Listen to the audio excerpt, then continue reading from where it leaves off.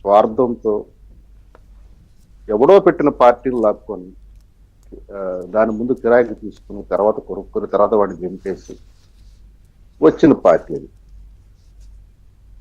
అది కాంగ్రెస్ నుంచి వచ్చిన వ్యక్తులు తప్ప అది దాని స్వతహాగా దానికి కింద స్థాయి నుంచి బలం లేదు. కాంగ్రెస్ నుంచి లాక్కున్న బలమే దాని బలం లేదు. తర్వాత కొంత తెలుగుదేశంలో ఉన్న వ్యక్తులు కూడా అందులో తీసుకోవడం జరిగింది. అలా వచ్చిన పార్టీ అది. అది ప్రజలు మొదట దాన్ని నమ్మలేదు. రాష్ట్ర విభజన తర్వాత ముందు వాళ్ళు చాలా విన్యాసాలు చేశారు. 18 సీట్లు పోటీ చేస్తే 16 ఇచ్చారు.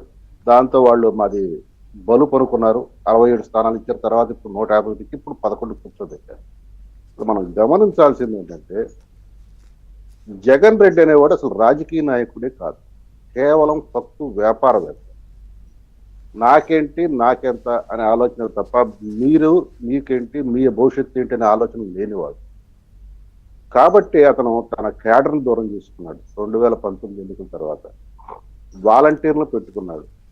ఈ రోజు ఆ వాలంటీర్లు కూడా శటకోపం పెట్టాడు. సగం మంది వాలంటీర్లతో రాజీనామా చేయించాడు.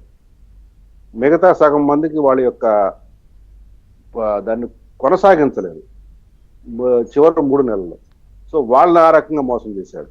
అంటే ఎవరైతే నమ్ముకున్న యువత ఉందో ఆ యువతను మోసం చేశాడు.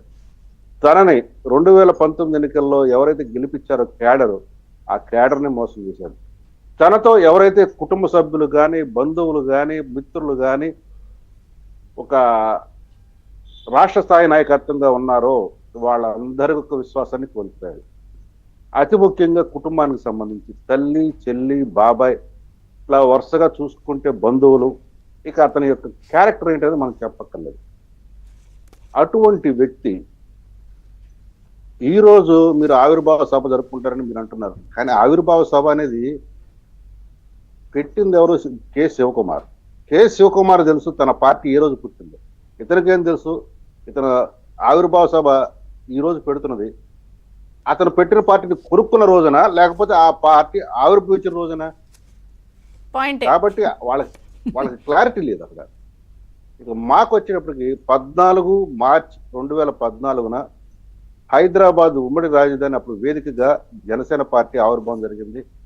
పవన్ కళ్యాణ్ ఒక పిడికడి మంది వ్యక్తులతో తన పార్టీ ప్రస్థానాన్ని మొదలుపెట్టాడు.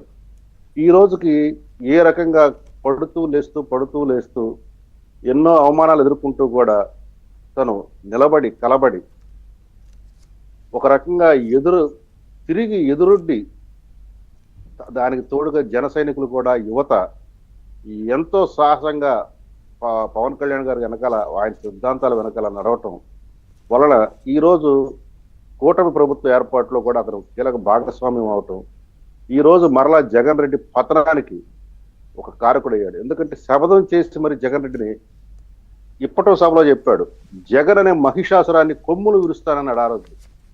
కానీ మొన్న 24 ఎన్నికల ముందు జగన్ నిన్న అదప్పాడదలు తొక్కుతానన్నాడు. చెప్పిన మాట నిలబెట్టుకున్నాడు. రాష్ట్ర ప్రజలు కూడా ఆ యొక్క